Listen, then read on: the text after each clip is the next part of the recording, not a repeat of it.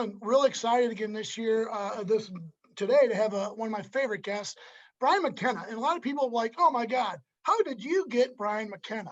Well, I'll tell you what, by hook and crook. Brian McKenna, he's a broadcaster, social media guru, surfer guy. He's been really a person in a lot of people's hearts. My good friend, Brian McKenna. Caitlin, welcome to Brian.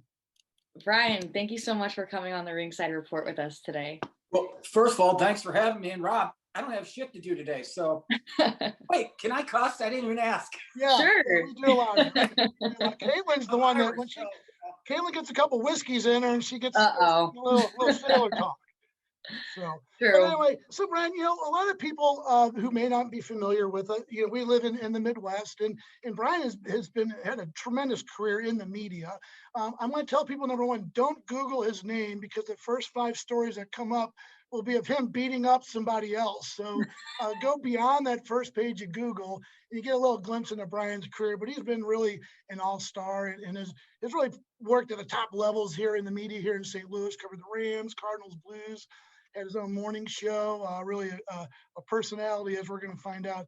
Brian, I know obviously things have slowed down for you a little bit. Last time we talked with you, you're making fart jokes. Now you're on a little bit different path. So what's going on? I got to turn this fan on. It is so hot in St. Louis today. It's 100, yeah.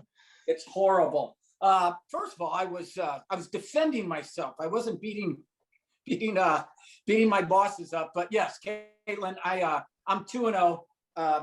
2 bosses, bullies, both attacked me, and I defended myself successfully.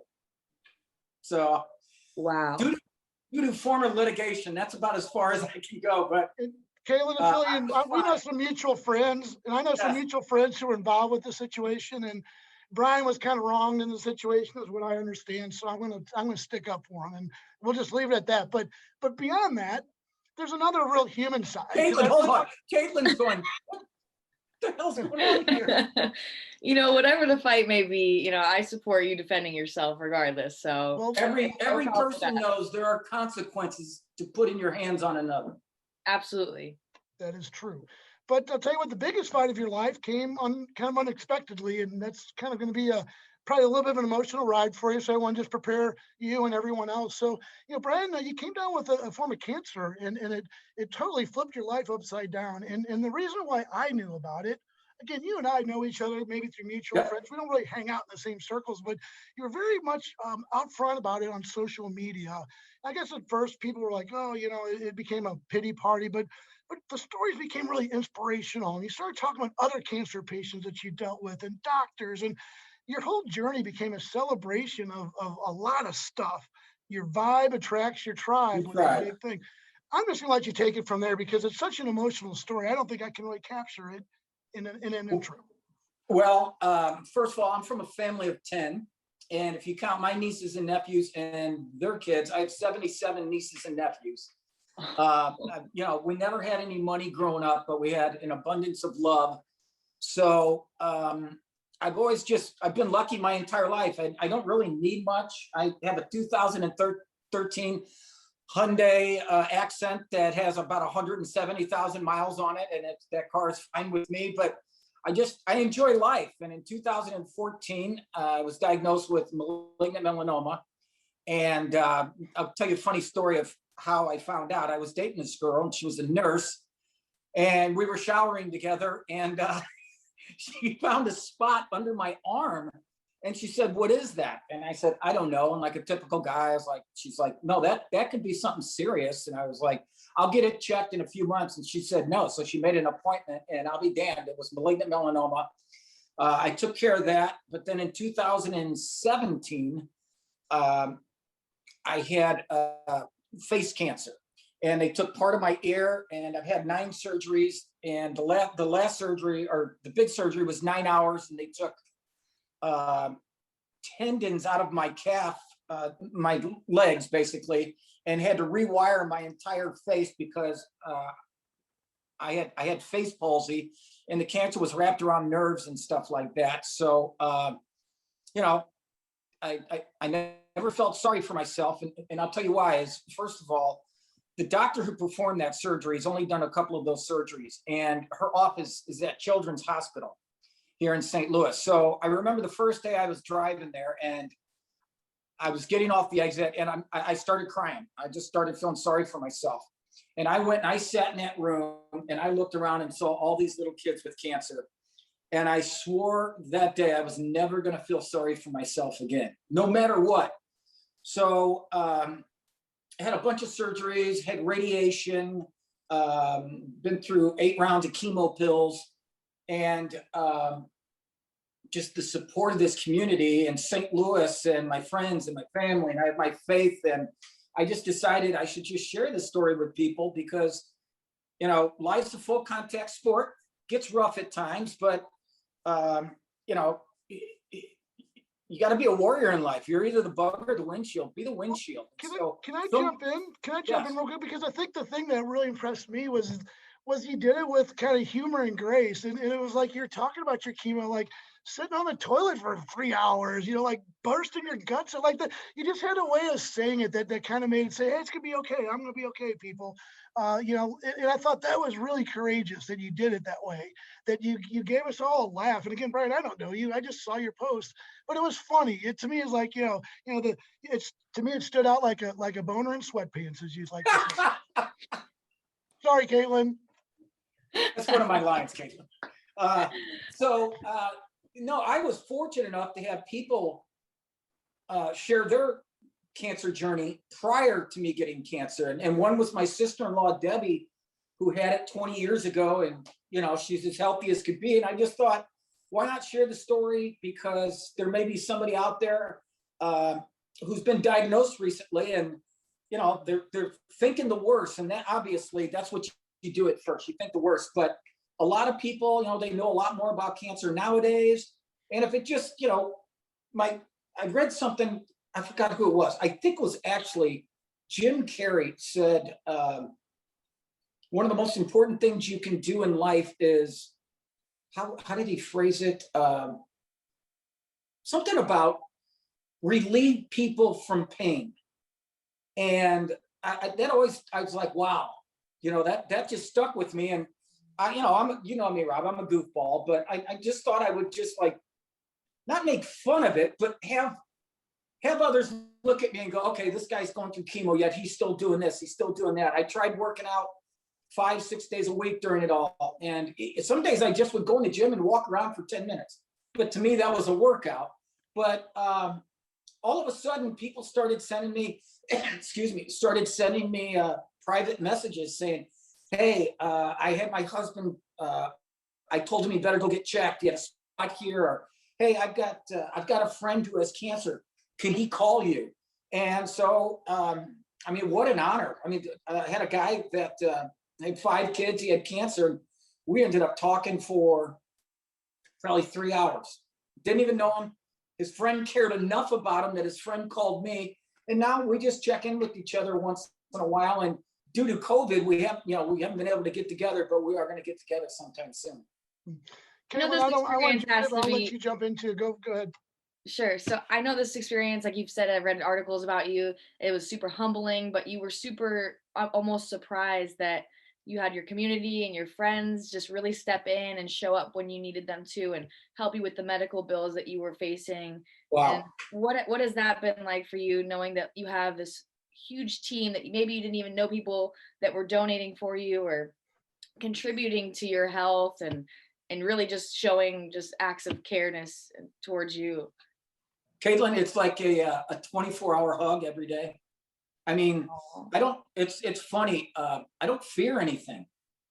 You know, I almost died in October surfing in Malibu, hit my head on a rock, was knocked out. And I had to fly back because of it, because part of my face started like, it was just, I thought there was going to be something wrong with my face, but I got back and my neighbor, one of my best friends is my 83-year-old next door neighbor who's from Boston. And she's wicked tough. And she's like, you're never surfing again. I said, bullshit. I'm going this summer because I love doing it. First of all, I just love it. If it wasn't for my family in this community, I would move out to San Clemente with my buddy right now, but I can't leave. Rob, St. Louis, it's just there, people who don't live here don't understand we get a bad rap because of our crime. Number one per capita in murder and STDs. But it's a great city, and Caitlin, they always ask if you would come to St. Louis, and let's say you just were transferred here. Rob, what's the first question they would ask? Well, the high school question, where they go to high school, but also where'd you go to high school? Do you like Pete? Do you like the St. Louis Pete's or not? That's about it. Yeah. But it's where did you go to high school? So those are the two qualifying questions about St. Louis. Gotcha. But we're such a tight-knit community, and I still can't believe it. If you saw the video of that parade they held for me, I mean, there were over 500 cars at that parade. And anytime I live on Francis Park, which is this beautiful park. So my friends put that together. I knew nothing about it. They just said, stay off social media for a week. I could use a break anyway. We're going to fly you out to San Clemente so you can go surfing. So my buddy that morning, it was raining, and he said, hey, let's take a walk. And I was like, I was really hungover. And so I was like, dude, I don't feel like walking. And he's like, no, let's just take a walk. I said, okay. So instead of walking around the park like we normally would do, he took me like 1.5 miles the other way in the neighborhoods. And he's telling me, yeah, I used to own a house up here and all that. So I was like, what the hell is he doing? And so I just thought maybe he was just needed to bullshit or something. So I came around the corner and I couldn't believe, I almost fainted. I was like, I actually thought I heard some music, and I thought it was a graduation parade, because that's what they were holding because of COVID. And I came around the corner and I saw a couple of people I know, and I was like, what's everybody doing near my front lawn? And then I saw Frank Cusimano of Channel 5, the sports guy, and he had the camera crew there, and I just went, holy shit. This is for me. And then I hear the Ancient Order of Hibernians had the bagpipers coming down. And then I see the cars, and my friend Stephanie Bozich, who really spearheaded this entire crazy day. I saw her and she said, McKenna, this is for you. And and you know what? It wasn't even the best day of my life. Can you believe that? I'm going to grab a picture right here and I'll show you what the best day of my life. I think I know what it is.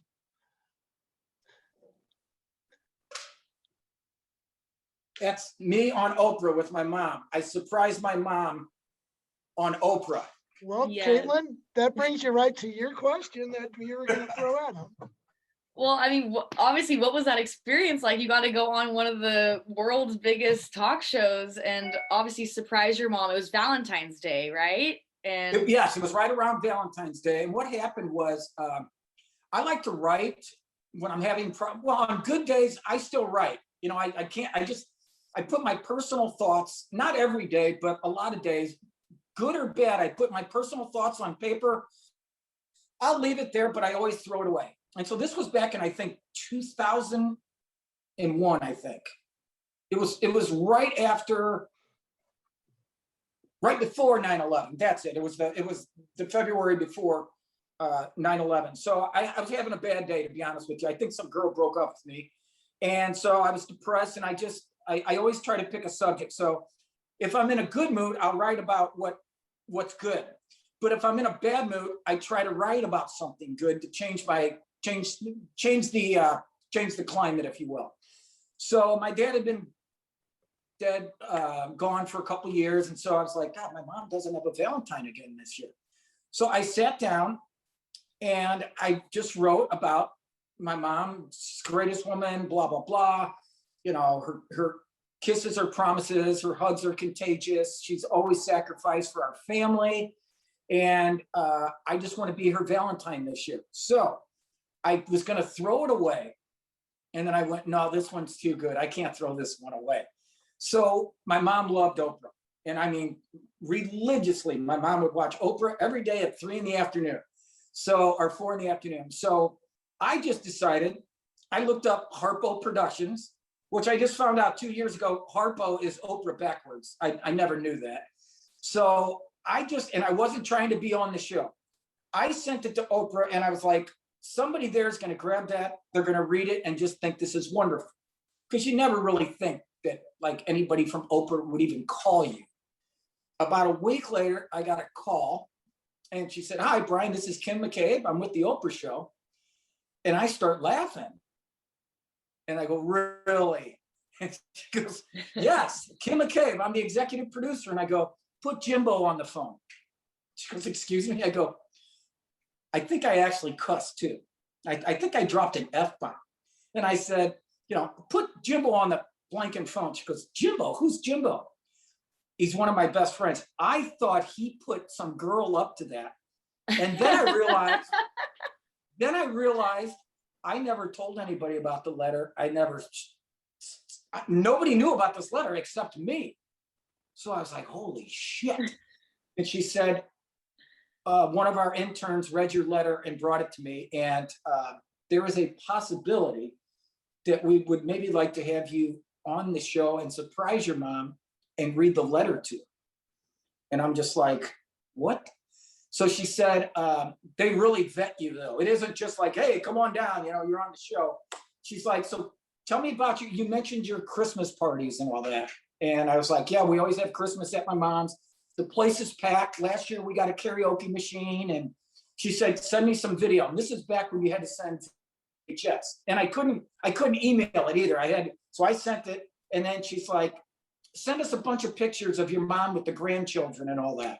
So I sent all that stuff, and I didn't tell anybody about this because you never think it's really going to happen. And then one day she called and she said, okay, we're going to send you 2 round-trip airfares.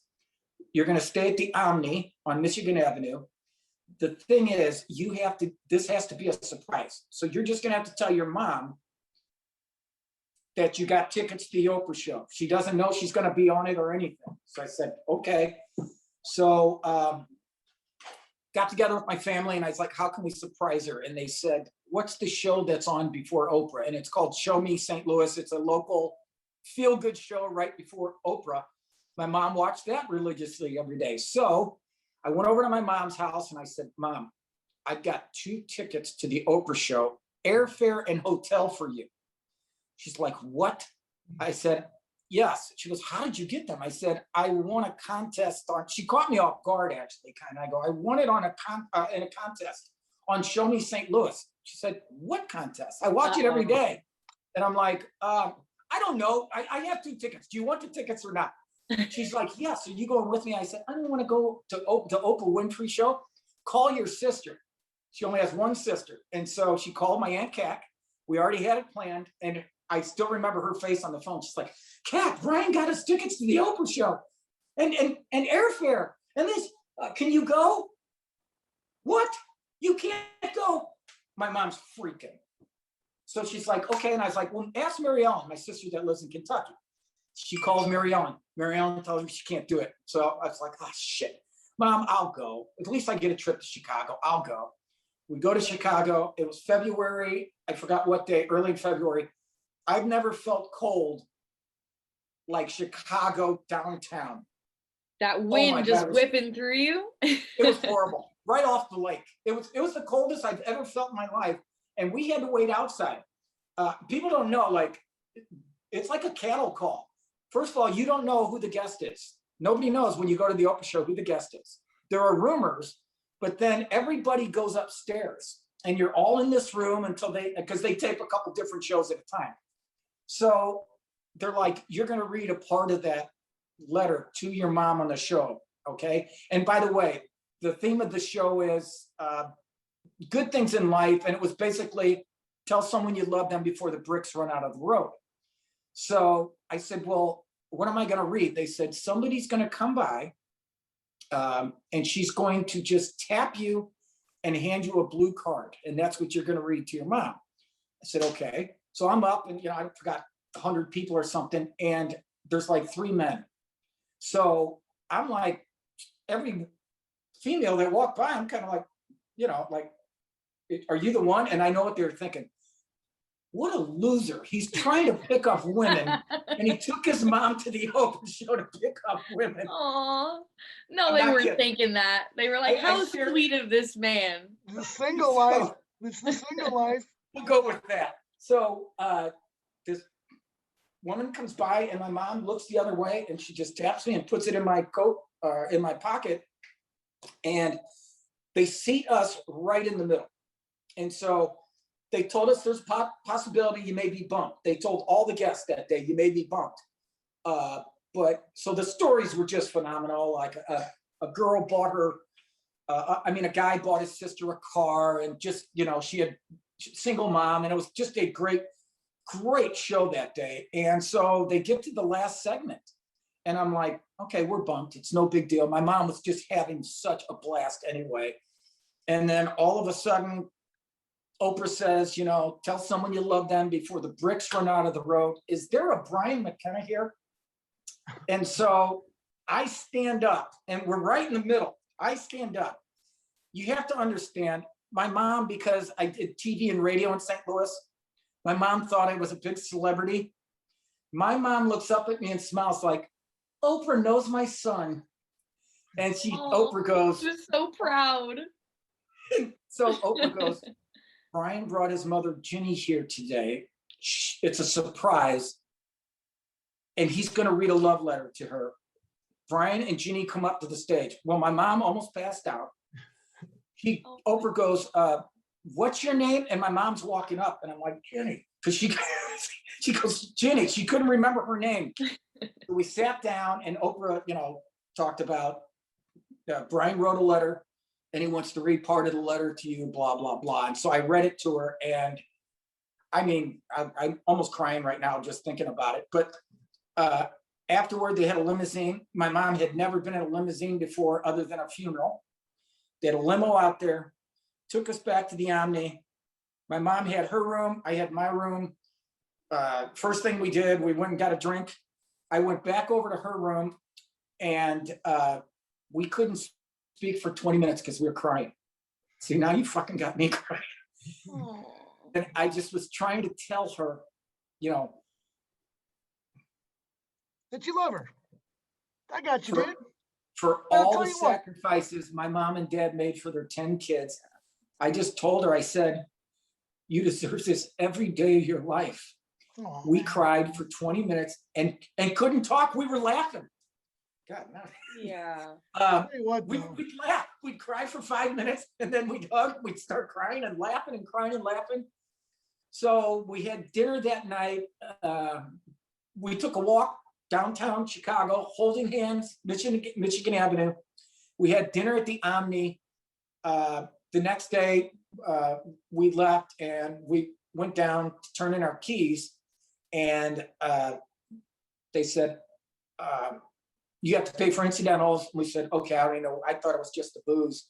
And so they said, yeah, that'll be $200. I go, I got it, Mom, I got it. And she goes, oh no, I got it, Brian. You did this for me. I said, okay, that'll be $230. And I'm like, $230? What's that for? Your phone bill.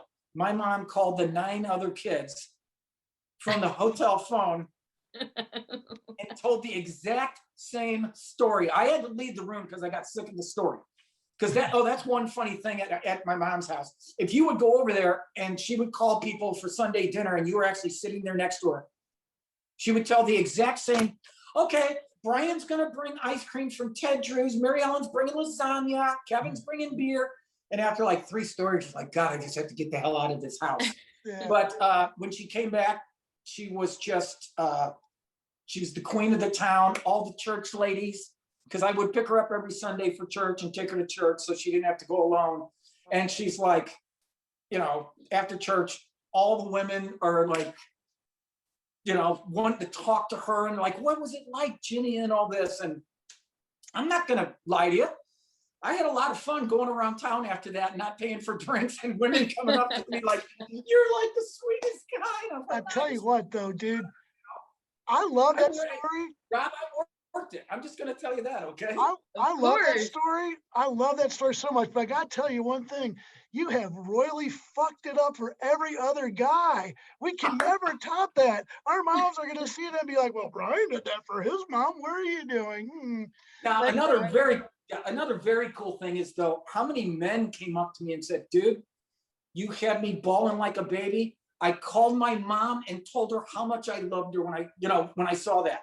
And that was like the coolest thing, to be honest with you. Yeah. Having big burly men coming up especially late night at a bar, a big drunk burly guy comes up and he's like, dude, I love you, man.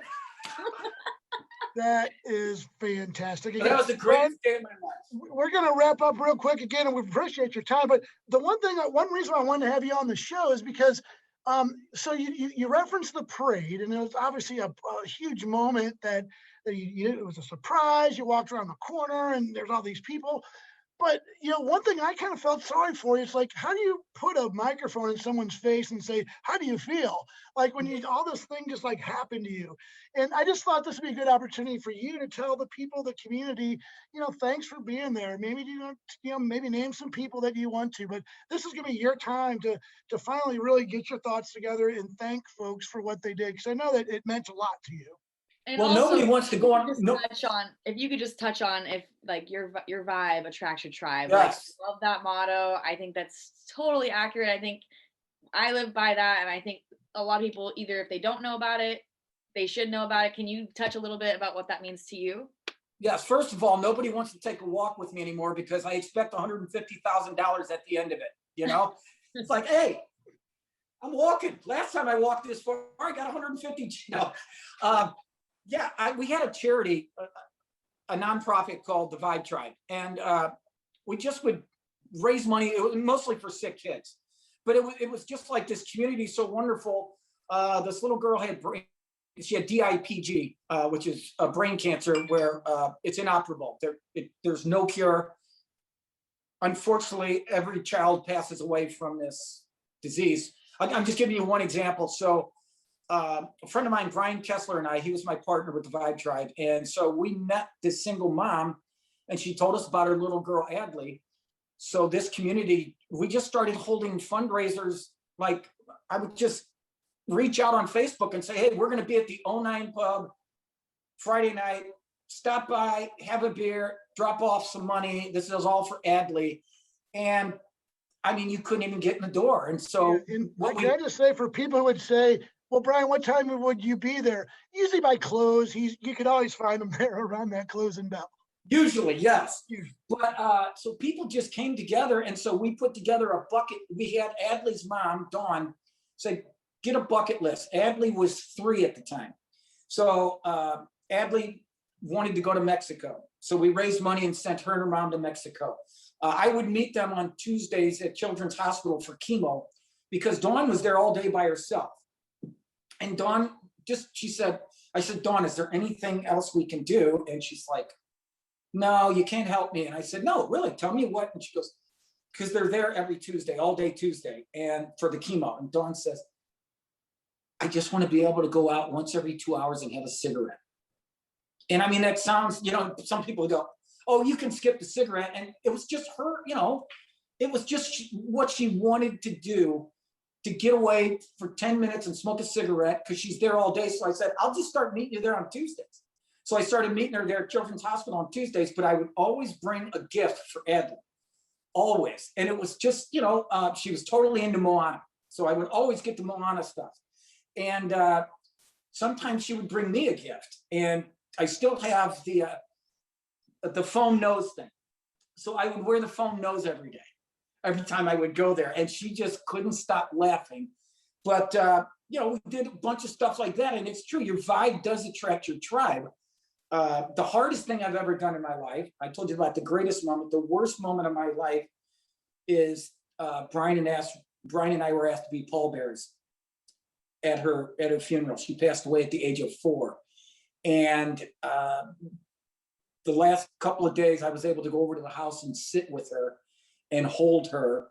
And I mean, you're never going to do anything worse in life than that. But your vibe does attract your tribe, and kindness is. I have a message board out on my balcony. I had the only balcony on the park. So I have a message board. And a lot of times I try to do stuff inspirational. I'll write your vibe attracts your tribe. Kindness is contagious, make it go viral. Of course, during COVID, I said, ladies, if COVID doesn't take you out, can I? You know, stuff like that. But I always try to put inspirational messages, and it's amazing how many people come over and take pictures of the message board. And it is like, if I always tell people, if you hang out with assholes, you're an asshole. Yeah. It's just, I'm sorry. You know, like I have friends who, former friends, my therapist gave me the greatest advice in 2012, eliminate the bullshit, 3 words. And it was the end of our session. And I mean, I'm like going, oh my God, we got 2 minutes to go. He's got to give me something for next week, something. He goes, Brian, 3 words, eliminate the bullshit. I said, what's my bullshit? He said, you'll find out by next week. And I figured it out by the next week. I got rid of all the bullshit in my life. Like friends who, you know, when you really think about it, they weren't friends. They use you, you know, at times, and just bullshit in life. And it's made my life so much easier, but that goes along with your vibe attracts your tribe. I hang out with happy people. I hang out with fun people, people of character, people of integrity. My parents always taught us, act upon the needs of others. And that one really stuck with me. Act upon the needs of others, and your true currency in life is your family and your friends. It's not houses, it's not power, it's not material things. It's who you surround your currency is who you surround yourself with. Hey, I can go on and on, so cut me off. Brian, I was going to tell you, we are getting a little short on time, at least on this session. So I'm going to go ahead and kind of wrap it up. I do want to give you a minute just to say thank you to folks. I'm hoping you can stick around. We could do another segment, but this one's going to kind of time out. But just want to give you a couple minutes to say thanks to everybody who's kind of been there supporting you. And, we've gotten a lot out of your journey. It's been inspirational for us, too. Yeah. Well, of course, I want to thank my family first. They're just absolutely just amazing. I couldn't ask for a better family. I can call them one of my brothers right now is not feeling well, and we're just on it. That's what we do. We're on it. All my friends, my gosh, Stephanie Bozich, who helped put the parade together, my next door neighbor, Babs, my buddy, Ted Tazalowski, who lives up the street, Joe and Kim Koenig, who helped put the parade together with Steve Hunsiger, Krista Hessler, and just the St. Louis community. It's like, I have people, when I sit out on my balcony, they just come by, how you feeling today? The kids at St. Gabe's School, I've got a mannequin, Caitlin. It's my MMA mannequin, all right? It's my kicking and punching mannequin. He's on my balcony, and when I got sick, I put him up there, and I think it was like St. Pat's Day, and I put green on him or something. Well, the kids started asking me, hey, can you put our soccer uniform on Manny? They call Manny the mannequin. On Saturday, we have a big game. Now I have to go buy a new one because I'm ready to start training again. And the kids come by every day. They walk to school and, hi, Manny, hi, Brian. They don't call me Mr. McKenna, and I think that pisses some of the parents off. But I'm just stuff like that. The community just comes together. And I want to thank all my doctors and nurses. The nurses are the glue of the hospital. Let's never forget that. Absolutely. And just thank everyone who's kind. Don't wait to be proactive about helping someone else. It's very, it's selfish. I volunteer up the street. It's a developmentally disabled high school up the street, mostly inner city kids. Most of them do not have fathers. And I donate my time up there, and I hope they get half as much out of that as I do. And that's the selfish part. Being nice to people feels really damn good. It just does. I saw some celebrity said, one act of kindness can change the world. And it's true. All the kindness has changed my world. There's no doubt about it. So thanks to everyone. I'll just keep it really broad. Thanks to everyone.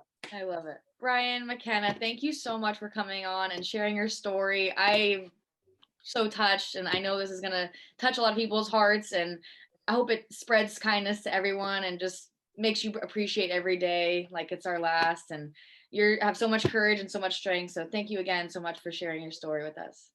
Thanks for having me. This has been a blast. Again, I'll tell you what, you definitely have an open invitation to come on the Rinkside Report.